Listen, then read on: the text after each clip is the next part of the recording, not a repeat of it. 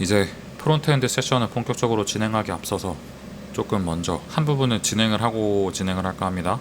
이 세션 내용의 첫 번째인 2021 프론트엔드 트렌드를 알아봅시다. 이 부분을 먼저 진행하고 넘어갈까 해요. 요거는 이 세션 목록에 있는 2021 프론트엔드 트렌드 페이지에 작성이 되어 있어요. 이거는 링크 제공해드린 링크를 확인해 보시면 될 것 같아요.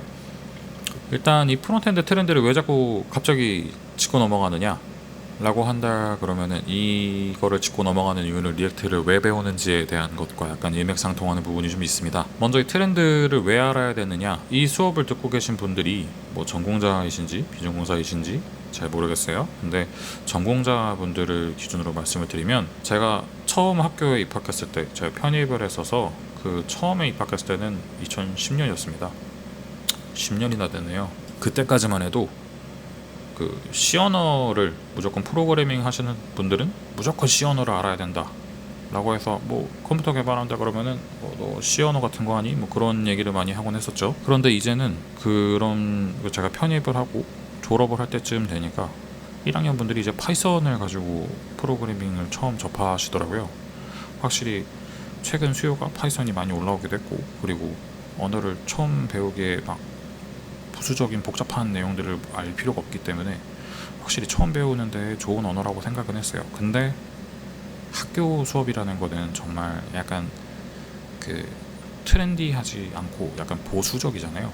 근데 그럼에도 불구하고 이렇게 10년 사이에 그 수업의 핵심적인 부분까지 바뀔 정도로 이렇게 빠르게, 외부에서 이렇게 빠르게 변화가 있기 때문에 학교에서 완주도 이렇게 변화가 생기고 있습니다. 근데 그렇지만서도 학교 수업이라는 건 방금 말씀드렸듯이 굉장히 보수적이기 때문에 외부에서 일어나는 변화들을 빠르게 반영하기가 조금 힘들어요. 뭐 교수님들도 뭐 이런 HTML이나 CSS 강의를 하시는 당사자분들도 그 프론트엔드 웹 프레임워크들, 최신 프레임워크들을 잘 모르시는 경우도 종종 있어요.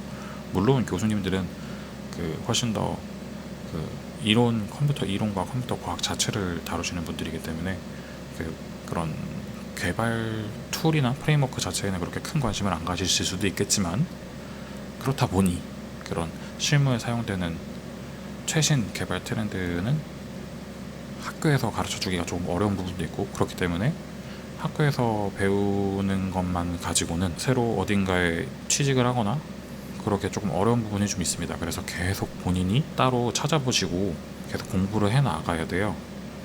그렇다 보니까 이런 것들을 안 하게 되면은 나중에 그 약간 채용 정보 같은 걸 보시게 되면 약간 놀라게 되실 수도 있어요. 모르는 내용들이 너무 많거든요. 그래서 이 리액트도 사실 그런 부분의 하나입니다. 사실 이 리액트나 앵귤러 JS나 그 Vue.js 같은 것들이 등장하면서 프론트엔드 개발에 그 굉장히 패러다임이 많이 바뀌었거든요.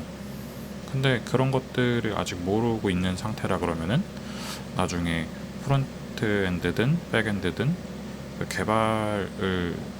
개발직으로서 취직을 할 때 약간 어려움이 있을 수도 있겠습니다.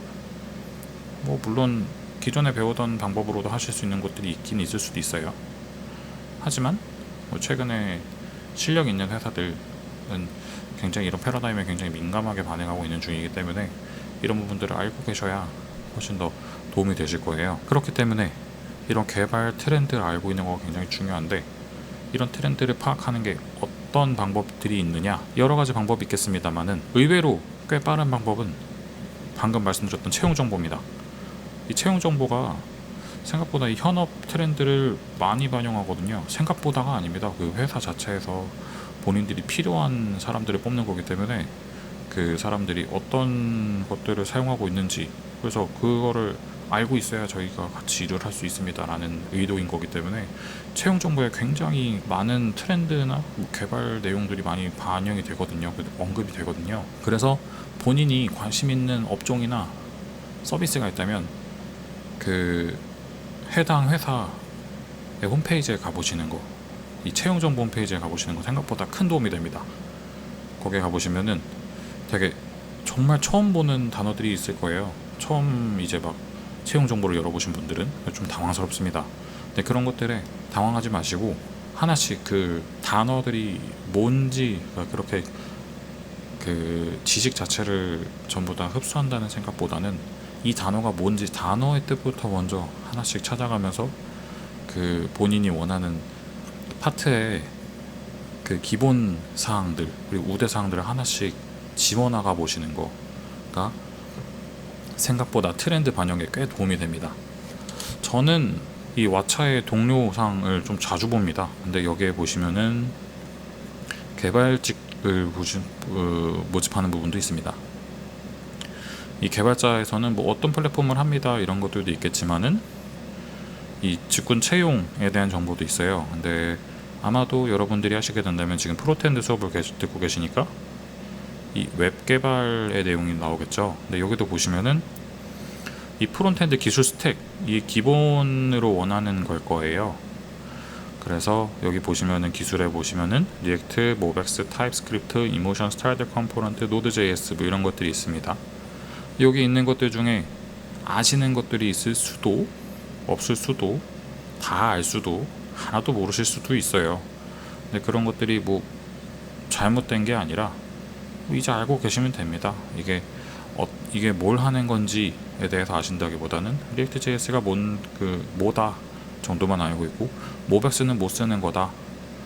뭐 이거는 스테이트 매니지먼트 하는 거지만 그러면 스테이트가 왜 나오는 거냐 이런 식으로 그 약간 마인드맵을 이어가듯이 꼬리에 꼬리를 물고 나무 위키 보듯이 꼬리에 꼬리를 물고 하나씩 찾아가시다 보면은 하나씩 쌓이게 됩니다. 그래서 이렇게 기준으로서 뭐 기본 사항으로서 나오는 것들이 몇 가지가 있는데 여기에서 나오는 내용들이 어느 정도 막 여기 5년 이상의 소프트웨어 개발 경력 이런 것들은 좀 차치하시더라도 몇 가지 것들이 좀 기술이나 아니면 단어 자체가 좀 어려운 부분이 있다든가 뭐 뷰 비즈니스 로직의 차이를 아시는 분 이런 건다고 하면은 뷰 로직 비즈니스 로직이 뭐냐 이런 좀 원로적인 언어 그러니까 실무에서 사용되는 언어 자체도 조금 찾아보시고 이제 우대 사항에도 이제 여러 가지 것들이 있어요. 뭐 리액트 테스팅 라이브러리 뭐 GraphQL 릴레이 뭐 이런 것들 굉장히 많이 나오는 얘기들이거든요. 여기서 있는 뭐 싱글 페이지 어플리케이션이라든지 이런 것들이 되게 그 아무렇지도 않게 사용되는 말들인데 여기에 해당되지 않는 거는 차치하더라도 여기에 써있는 것 자체가 무슨 말인지 모르겠다 그러면 좀 곤란해지잖아요. 나중에 신입으로 하게 된다면 이런 스펙까지를 원하지는 않겠지만 그래도 비슷하게 몇 가지는 줄이더라도 원하게 원하시는 분들이 꽤 있거든요. 원하시는 회사가 좀 있거든요. 그렇기 때문에 이런 것들을 하나씩 읽어보시면 꽤 도움이 됩니다. 근데 제가 왓챠를 봤다고 해서 왓챠만 보실 게 아니라 몇 가지 회사를 가보시면 뭐 아마 리디북스도 있을 거예요. 커리어 쪽에 있을 겁니다. 뭐 채용에 뭐 개발이 있겠죠. 여기서도 뭐 아마 프론트 엔지니어가 있을 겁니다. 여기서도 이제 뭐 직무 설명, 자격 요건, 우대 사항 이런 것들이 있습니다. 이런 것들 한 번씩 읽어보시면 훨씬 더 빨리 이런 그 회사 그 트렌드를 쫓아가시는데 굉장히 직접적인 도움이 돼요. 그렇기 때문에 이런 것들은 꼭 한 번씩 살펴보시고요. 근데 방금 말씀드린 것처럼 한 회사만 그 여기서 이렇게 한다고 해서 그 회사만 쫓아가라는 거 물론 그 회사가 목표라면 그러실 수도 있겠지만 그런 거보다 뭐 이 회사 저 회사 뭐 타머시 다 들어봤던 뭐 당근이 될 수도 있고 당근마켓이 될 수 있고 뭐 토스가 될 수도 있고 막 여러 회사들을 다 한 번씩 돌아보시면서 코리아에서 공통적으로 아 내가 지금 이 직무를 가고 싶은데 여기서 이 정도를 원하는구나 라고 하면은 그 정도는 아셔야 되는 것들이 아마도 그 나중에 취업을 하실 때 굉장히 도움이 되겠습니다. 물론 여기에서 굳이 언급하지 않은 굉장히 기초적인 내용들도 있어요. 그런 것들은 그 제가 세션을 진행하면서도 중간중간 말씀드릴 거니까 그런 것들을 알아두신다면 굉장히 도움이 되겠죠. 그리고 나서 이 개발 블로그가 있습니다. 개발 블로그가 있어요. 이 개발 블로그는 개인 개발 블로그도 있겠습니다만은 요즘에는 뭐 심심찮게 회사 차원의 개발 블로그도 굉장히 많이 있어요. 그 개발 블로그라고 하면 본인이 연구한 내용들을 정리를 해두거나 뭐 그런 그런 블로그들을 이야기를 하는 건데 트렌드를 다루거나 그럴 수도 있겠지만 회사 차원의 개발 블로그들은 조금 다루는 내용들이 조금 더 깊습니다. 내용이 그리고 훨씬 더 좀 실무나 트렌드 반영이 좀 빠른 편이에요. 왜냐면은 그 회사마다 그 연구팀이라고 하죠. 그 연구팀, 연구실 분들, 그분들이 다 뭔가 새로운 개발을, 새로운 기능들을 좀 공부를 하거나 그런 것들에 대해서 계속 정리를 하시거나 뭐 트렌드 리포트 같은 걸 계속 쓰세요. 특히 이런 클라우드 미드업, 이 NHN 쪽이 조금 더 그런 부분이 강한 타입이에요. 뭐 지금 여기 보시면은 제목만 봐도 약간 처음 보는 것도 꽤 있죠. 뭐 GitHub 액션즈 같은 거야 뭐 요즘에 많이 쓴다지만, 뭐 크로미움 같은 거는 뭐 하시다 보면은 거의 만날 일이 없는 경우도 있고요. 뭐 사이프레스, 아까도 나왔던 사이프레스나 스토리북, 뭐 이 국제화, 이것도 심심찮게 많이 나오는 내용이거든요. 뭐 이런 것들도 여기 되게 폭넓게 다루거든요. 그래서 이런 개발 블로그들이, 회사 차원의 개발 블로그들이 굉장히 트렌드 리포트를 보기에도 그냥 실제 여기서 이런 것들에 관심을 가지고 있구나 하는 이 기업의 현황을 보는 데에도 굉장히 도움이 됩니다. 그리고 거꾸로 만약에 이 각각 회사에 가고 싶다면 이 내부에서 이런 식의 스터디를 이어가고 있구나라는 약간 현황, 내부 조사도 되겠죠. 그래서 첫 번째로는 이 회사 차원의 개발 블로그를 통해서 본인이 뭐 계속 그런 트렌드를 쫓아가고 싶다고 하면 이런 개발 블로그를 계속 갱신해서 보실 수도 있겠고요. 둘째로는 본인이 원하는 회사에 조금 개발 스터디 문화를 조금 엿볼 수도 있어요. 우아한 형제들이나 아까 제가 말씀드렸던 왓챠나 다 여기서 개발 블로그를 운영하고 있거든요. 이런 것들을 보면서 내부 분위기도 살짝 알 수도 있고요. 그래서 이런 개발 블로그를 통해서 트렌드를 알 수도 있는데, 이런 개발 블로그는 직접 운영하시는 것도 좋습니다. 개인으로서도 본인이 계속 공부하면서 그런 것들을 쌓아 나가면서 정리를 해두고, 몰랐던 것들 정리해두고, 뭐 알아봤던 것들, 그리고 실수했던 것들, 그런 것들 정리해두면은 그게 생각보다 꽤 좋은 포트폴리오가 됩니다. 기터브만큼이요.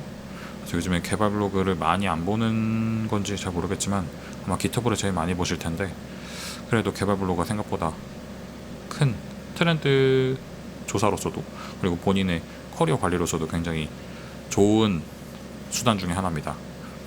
그리고 제가 마지막으로 말씀드리려고 했던, 사실상 이거를 만들게 된 목적, 이 개발자 선물조사입니다. 개발자 선물조사가 보시면 옛날에는 방금 위에 말씀드렸던 채용 정보나 개발 블로그를 보는 게 가장 빨랐어요. 그런데 이 몇 년 전부터 이 스택 오버플로우라는 페이지 자주 보시죠. 여기서 개발자들 대상으로 설문조사를 꽤 진행을 하고 있어요. 몇 년 동안. 여기서 얘기를 하는 게 개발자 본인에 대한 얘기, 뭐 내가 뭐 남자인지 여자인지, 몇 살인지, 몇 년 동안 뭐 공부를 했는지, 대학을 나왔는지 아닌지, 연봉이 얼마인지, 어디 사는지, 이런 것들부터 뭐 연봉, 이런 예민한 얘기들도 있고요. 그리고 본인이 어떤 개발 언어 쓰는지, 어떤 개발 툴을 쓰는지, 어떤 게 쓰기 싫은지, 이렇게 좀 디테일하게 선호도 조사까지 하고 있고요. 개발 문화까지도 폭넓게 다루고 있습니다. 가장 아무래도 스택 오버플로우가 가장 오래된 건지는 저는 잘 모르겠습니다만은, 제가 가장 먼저 본 개발자 설문조사가 이 스택 오버플로우 설문조사라서 정보가 되게 보기에 편하게 되어 있어요. 그래서 저는 스택 오버플로우를 봤습니다만은, 최근에는 국내에서도 진행이 되고 있어요. 그래서 국내에서 진행되고 있는 개발자 서베이를 한번 읽어보시면은 국내에서는 어떻게 이루어지고 있는지 그것도 확인해 보실 수가 있고, 스택 오버플로우에서 있는 것들을 뭐 보시면은 뭐 세계 트렌드는 어떤지 아실 수도 있고 그렇습니다. 그래서 여기서 주목할 만한 설문조사를 한 3개 정도 뽑아왔어요. 뭐 다 보지는 않을 거고요. 일단은 전체적으로 설문조사가 뭐가 있었는지, 얘네들이 뭐가 좀 특이했는지 그런 것들을 언급을 해드리고, 공통적으로 나왔었던 부분들 중에 좀 주목할 부분들을 잠깐 짚어본 다음에 이 프로그래머스에서 개발자 서베이 했던 거를 조금 중점으로 한번 봐보겠습니다. 먼저 방금 말씀드렸던 프로그래머스 2021 개발자 서베이입니다. 설문 기간이 작년 12월이에요. 한 달 정도 진행을 했던 거로 제가 알고 있고, 예비부터 현직 개발자까지 6,000명 조금 안 되죠. 근데 이렇게 해서 여기가 뭐 사용해 보신 분들은 알겠지만은 이직하거나 새로 취직하시기 위해서 그 알고리즘 스터디 많이들 하시잖아요. 근데 이 알고리즘을 많이 다루고 있는 홈페이지거든요. 그래서 뭐 그 여기를 통해서 뭐 카카오가 채용을 많이 하기도 하고, 그리고 많이 대회 같은 걸 하기도 하고 그런 식으로 하고 있긴 한데, 뭐 가장 큰 백준도 있겠습니다만은 여기가 최근에 많이 뜨고 있는 추세예요. 근데 아시다시피 그 국내에서 사용하는 그 알고리즘 풀이 혹은 알고리즘 문제 그 은행 사이트를 겸하고 있다 보니까, 뭐 최근에는 채용도 사용하고 있습니다만은, 그렇다 보니까 한국 개발 트렌드를 많이 반영하고 있습니다. 왜냐면은 이거 홈페이지를 사용하시는 분들이 대부분이 한국 개발자분들이니까요. 그렇다 보니까 그 한국 내 개발 상황을 좀 알 수가 있는데, 여기서 주로 설문했던 항목들이 뭐 개발자 정보들이에요. 뭐 방금 말씀드렸던 뭐 나이, 뭐 성별, 뭐 이런 것들이 있고, 연봉, 그리고 자주 사용하는 툴, 프로그래밍 언어, 뭐 프레임워크 라이브러리, 개발 문화에 대해서, 커리어 고민, 이직 고민, 이직과 구직, 뭐 이런 것들이 되게 폭넓게 다뤄지고 있어요. 저는 주로 이 프로그래밍 언어와 프레임워크 라이브러리도 보긴 합니다만은, 개발 문화도 조금 보는 편입니다.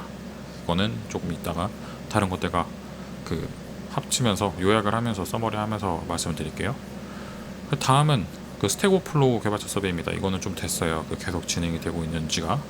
설문 기간이 얼마 안 됐습니다. 2021년 5월에 했어요. 그래가지고 이거는 훨씬 더 타겟이 많죠. 8만 명 정도가 참여를 했고요. 이거는 홈페이지 사용하시다 보시면은 서베이 참여하시겠냐고 가끔 알림이 뜹니다. 아마 이쯤 되면 떴을 거예요. 저도 그래서 슥 지나가면서 했었었는데,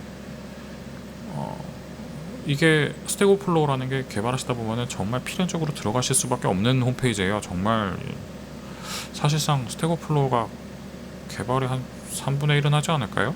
굉장히 많은 부분을 차임하고 있어가지고, 지금 가장 큰 개발자 커뮤니티지 않습니까? 그렇기 때문에 응답자도 굉장히 많고 폭도 굉장히 넓습니다. 그래서 세계 트렌드를 좀 알아보는데 큰 지표가 되는 페이지라서, 여기 보시면은 주요 설문 항목은 아까 제가 기준으로 설명드렸던 개발자 정보들, 기술, 개발 업무 자체, 개발 커뮤니티에 대해서도 조금 이야기를 하고 있습니다. 뭐 어떤 식으로 뭐 개발자끼리 어떻게 뭐 커뮤니티를 형성을 하고 있는지, 뭐 회사를 옮기거나 뭐 그런 것들에 대해서도 굉장히 좀 폭넓게 다루고 있어요. 그래서 굉장히 좀 포멀한 내용들을 볼 수 있는 서베이였고요.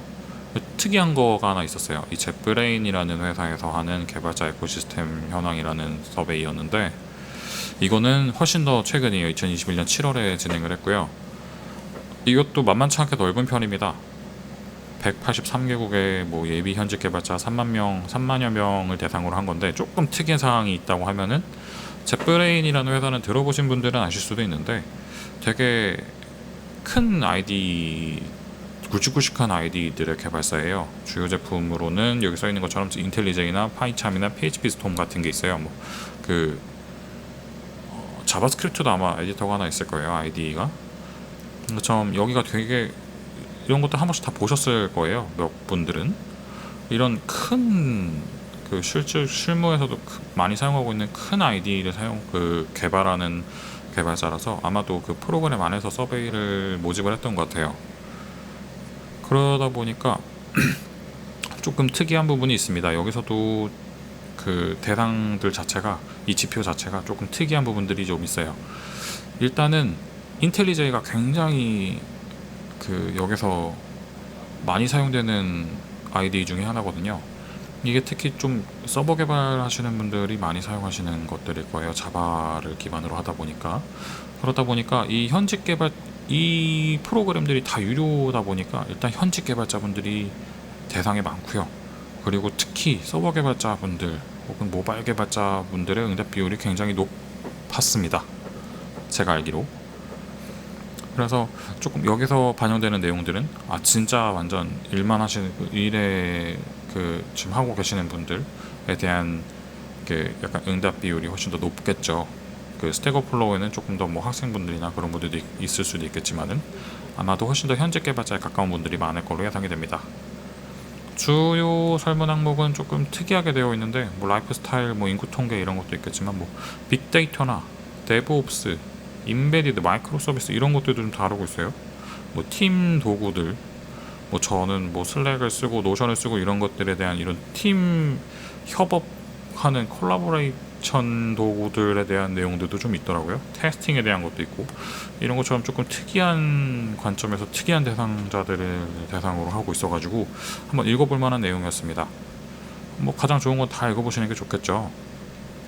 여기서 이게 일단은 지금 이렇게 싹 훑어봤는데 3개 정도로 훑어봤는데 여기서 가장 주목할 내용이 뭐냐면 그 개발자분들이 되게 여러 가지 일들을 하시긴 하는데 그 나는 무슨 파트를 맡고 있다라고 얘기할 때 백엔드 개발자라고 응답한 분들이 제일 많았다고 합니다. 이 응답하신 모든 서베이에서 응답하신 분들이 비율이.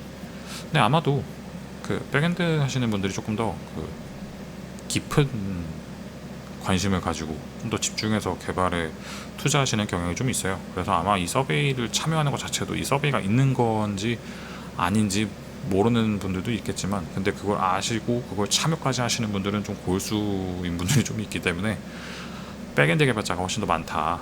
응답한 사람이 좀 특이한 것 같아요. 이런 것들은 좀 특이한 부분이었고 그 기술에 대한 것들이 아마도 알아봐야겠죠. 놀랍게도 가장 인기 있는 언어가 자바스크립트입니다.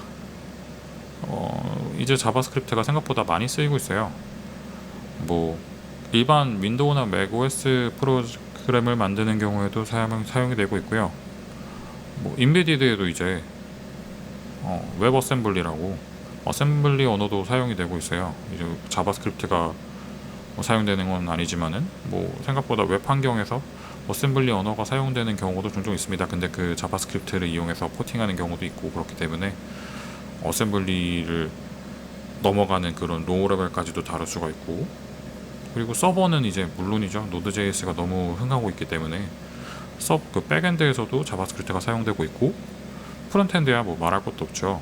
그리고 데이터베이스도 몇 가지 것들은 그 제이슨을 이제 그 옛날에 XML 이런 거보다 제이슨을 좀 많이 사용하는 편이죠. 데이터가 오가는 것 자체가. 근데 그 제이슨 자체가 자바스크립트 오브젝트잖아요. 그렇다 보니까 되게 많은 개발하시는 분들이 굉장히 많이 접하는 언어인 것 같아요. 네, 생각보다 사용률이 높습니다. 그렇기 때문에 몇 년 새에 뭐 그래프를 보실 수 있는 분들은 아시겠지만 이게 자바 언어 트렌드에 대한 그 그래프들도 있어요. 제가 첨부를 못 해드렸는데 그거를 보시면 아시겠지만 몇 년 새에 계속 거의 자바스크립트가 내려오질 않고 있습니다. 파이썬과 좀 각축을 벌이고 있긴 한데 그 가장 인기 있는 언어에서 자바스크립트가 내려온 적은 많지 않아요. 근데 한국에서는 현재 자바를 많이 사용하고 있습니다.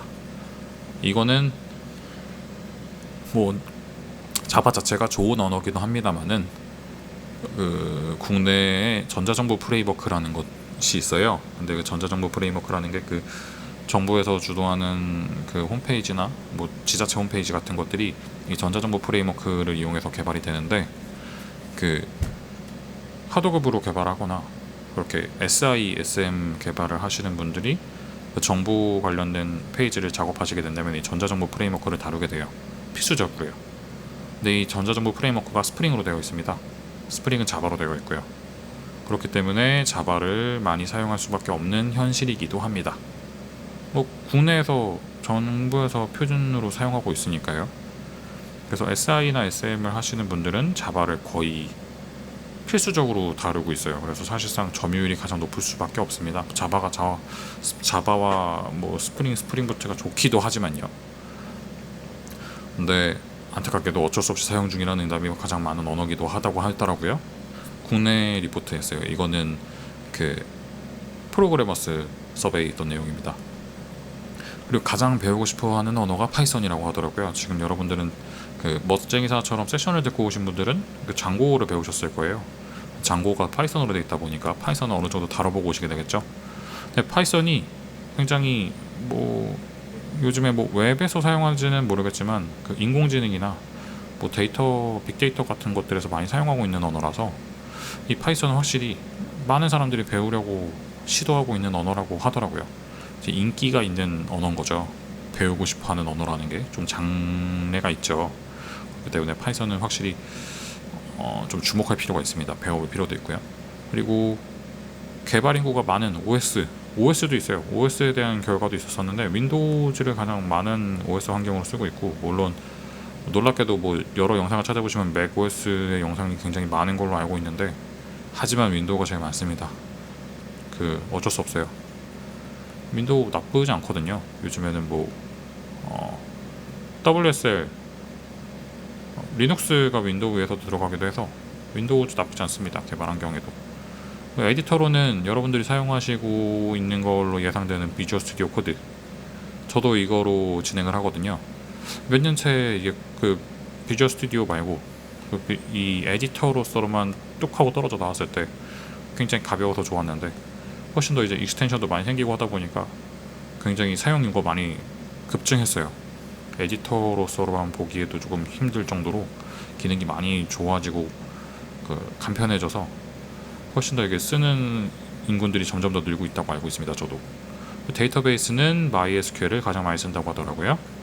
그리고 클라우드 플랫폼은 머싸 여러분들은 아마도 이 AWS라고 하는 아마존 웹 서비스를 사용해 보셨을 거예요. 이게 가장 많이 사용된다고 합니다.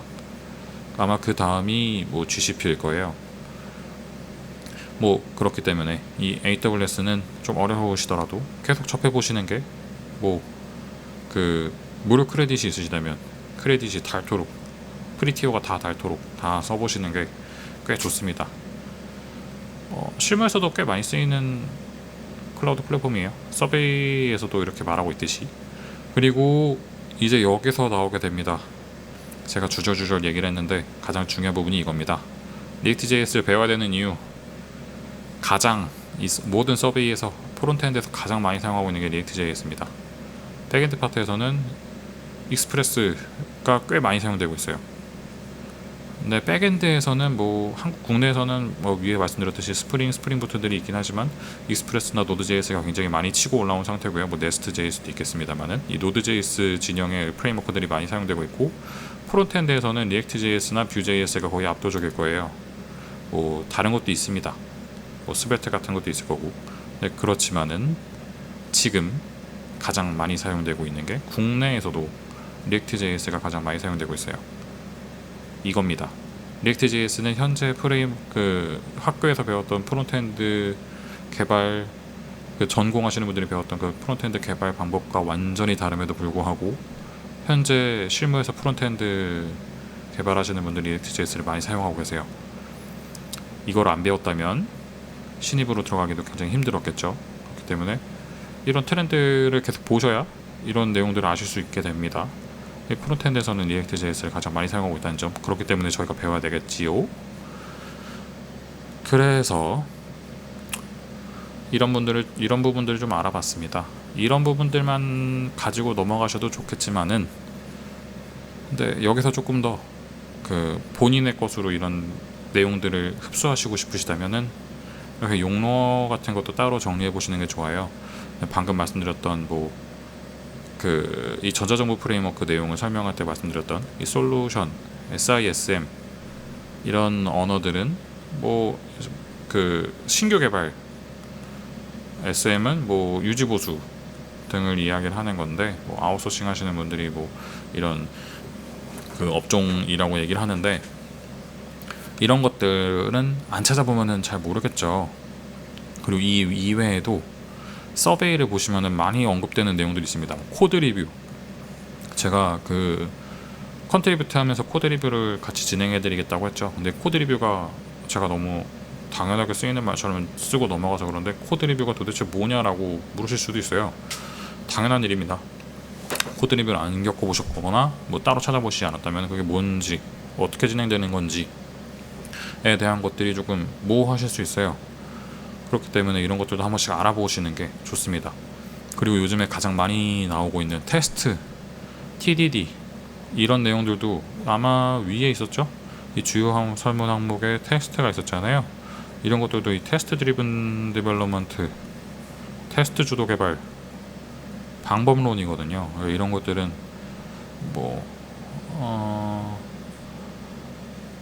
소프트웨어 관련 수업에서 배우실 수도 있는데, 조금 설계 설계 말고 약간 방법론 같은 거를 배우는 그런 수업에서 배우실 수도 있는데, 만약에 그런 수업을 못 들으셨던 분들이라면 이 테스트 주도 개발이란 게 뭔지, 어떻게 이루어지는지, 왜 테스트 케이스가 중요한지 이런 것들을 한번 찾아보시는 게 트렌드를 읽는 것 자체, 그리고 다른 채용 정보를 읽는 것 자체도 도움이 되실 겁니다. 이런 용어들을 제가 아마도 가장 많이 언급되고 있지만 너무 모두가 다 안다는 듯이 넘어가 버린 이런 언어들을 이렇게 따로 정리해 놨는데요. 이거 이외에도 모르시는 단어들이 생긴다면 바로바로 검색해 보시는 게 굉장히 도움이 됩니다. 왜 그런 말씀을 드리느냐 하는 거는 이 프로그래머스 개발자 설문조사를 한 번씩 보면서 이 얘기를 할게요. 뭐 제가 이 내용을 다 볼 건 아닙니다. 이 프로그래머스의 솔루션 이 서베이 내용을 보시는 거는 이게 결과 자체가 이쪽 거인 이유도 있겠지만은 이걸 직접 읽어보시지 않으면 그렇게 큰 의미가 없어요. 여기 보시면은 여기서 어떤 것들을 다루고 있는지, 프로필, 개발자 평균 연봉, 자주 사용하는 툴, 언어, 프레임워크, 라이브러리 되게 여러 가지가 있습니다.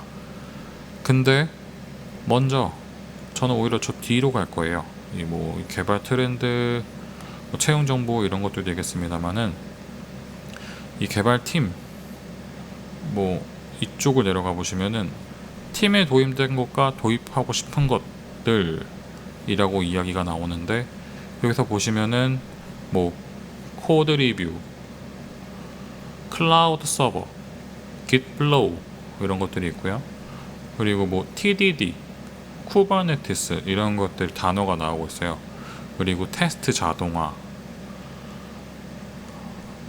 이런 내용들이 계속 언급이 되고 있는데, 이런 내용들은 사실 아시게 되면은 그렇게 복잡한 말들이 아님에도 불구하고 굉장히 자주, 그리고 심심치 않게 설명되지 않고 사용되고 있어요.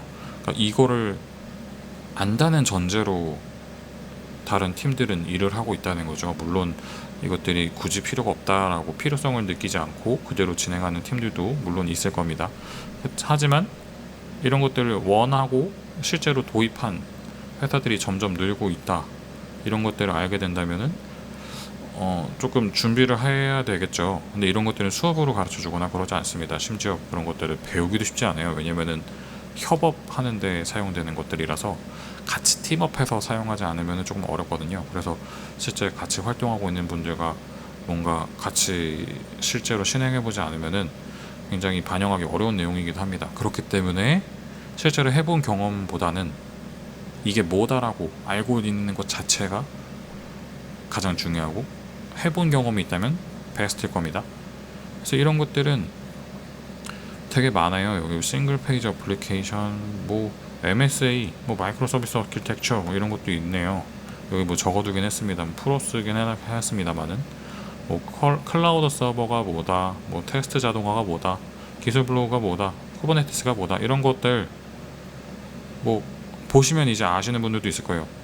다 아시는 분들이 지금 제 소셜을 듣고 있는지 모르겠습니다만은 이런 것들 한 번씩 다 찾아보시면은 트렌드 반영을 하시는데 굉장히 도움이 됩니다. 이런 단어 자체에도 꽤 조금 집중을 하시는 게 좋겠다라는 의미에서 말씀을 드린 거고요. 여기서 여러 가지를 아실 수 있겠습니다만은 언어에 대한 내용들도 있고 프레임워크에 대한 내용들도 있어요. 여기서 보시면은 가장 자신 있게 쓸 수 있는 언어는 무엇이냐, 새롭게 배우고 싶은 언어는 무엇이냐, 쓰기 싫지만 쓰고 있는 언어는 무엇이냐, 이런 것들이 있어요. 다른 것들을 다 설명해 드리는 것보다 왜 이렇게 3개가 나눠져 있는지 조금 말씀을 드릴게요. 일단은 가장 자신 있게 쓸 수 있는 프로그래밍 언어를 무엇이냐라고 묻는 거는 지금 주로 쓰고 본인이 가장 실무에서 많이 쓰고 있는 언어를 골라달라는 이야기예요. 근데 이게 가장 자신 있게 쓸 수 있는 언어라고 하는 게 진짜 사용량이 많아서일 수밖에 없다 보니까. 그래서 지금 여기 보시면은 플랫폼 하시는 분들 여기서는 특이하게 분야별로 이렇게 나눠져 있어요. 네, 여기 보시면 자바, 자바스크립트 이런 식으로 있는데 확실히 국내에는 자바를 사용하시는 분들이 굉장히 많습니다. 그래서 이런 것들을 보시면은 이거 자바를 많이 사용하는 사람들이 많구나, 자바를 주로 사용하는 사람들이 많구나 라고 하는 실제 언어 사용 그 분포를 알 수 있는 부분이에요.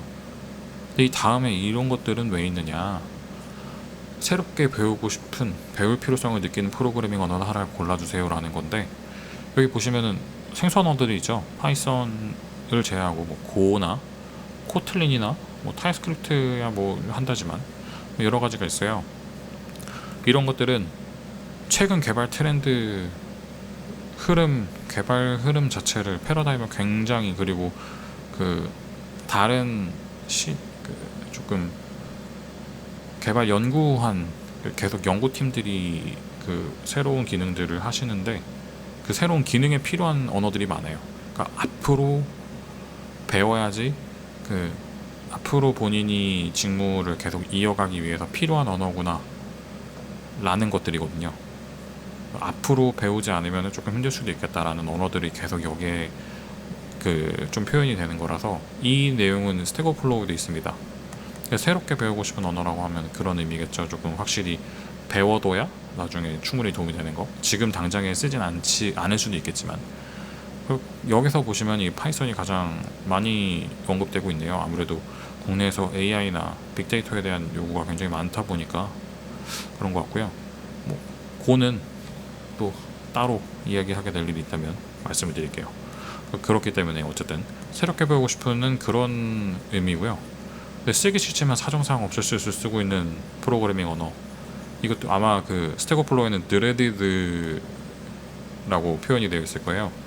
굉장히 좀 무서운, 조금 사용하기 무섭고 좀 쓰기 싫은 그런 언어를 꼽아달라는 건데, 사용을 하고 있는 언어일 확률이 굉장히 높습니다. 근데 앞으로 쓰기 싫다는 얘기는, 이게 대다수는 제 생각에는 현직 개발하시는 분들은 아시겠지만 레거시 코드로 많이 남아있는 언어들일 거예요. 그러니까 이미 작성이 되어 있고 이 직무를 수행하기 위해서 사용하고 있긴 한데, 웬만하면 빨리 벗어나고 싶은 언어인 거죠. 조금 개발 트렌드를 많이 반영하고 있다는 이유일 수도 있을 거고, 그냥 이 패러다임 자체가 조금 구식이다라고 생각할 수도 있는 거고, 아니면은 다른 언어가 관심 있는 언어가 많은데 이거 빨리 조금 상황이 된다면 이 언어를 조금 밀어두고 다른 언어로 조금 갈아타고 싶다, 그런 류의 이야기인 거거든요. 그러니까 사실 이 가장 자신 있게 쓸 수 있는 언어와 분포가 비슷할 수밖에 없습니다만은, 아마도 조금 기피하고 싶은 언어라고 한다 그러면은 미래가 그렇게 밝지 않을 수도 있거든요. 몇 가지 것들은 여기에 없는 것들이라 그러면은, 여기에 있는 것들 중에서는 특히 아마 뭐 PHP, 뭐 오브젝티브 C 이런 것들은 어쩔 수 없이 쓰고 있는데, 뭐 이제 좀 도태가 돼서 나중에 새롭게 배우고 싶은 언어로 조금 갈아타게 되는 그런 언어들이에요. 그래서 약간 지금 하고 있는 언어들을 이거를 유지하냐 아니냐라는 지표를 이 세 차트를 비교해 가면서 조금 가늠해 보실 수 있을 겁니다. 조금 두서가 없었는데요. 이런 차트들은 왜 이런 질문을 하게 됐는지도 같이 생각해 보시면서 설문조사를 읽게 되신다 그러면은 훨씬 더 효과적으로 받아들이실 수 있을 거예요. 아무튼 이런 이유 때문에 한번 프론트엔드 트렌드를 짚어봤습니다. 프론트엔드 트렌드라기보다는 개발 트렌드를 한번 짚어봤네요. 이런 것들은 뭐 제가 여기 링크 드린 거 이외에도 그냥 검색해 보셔서 들어가실 수도 있으니까 꼭 한 번씩 읽어보시고 다음 세션 때 만나 뵙도록 하겠습니다.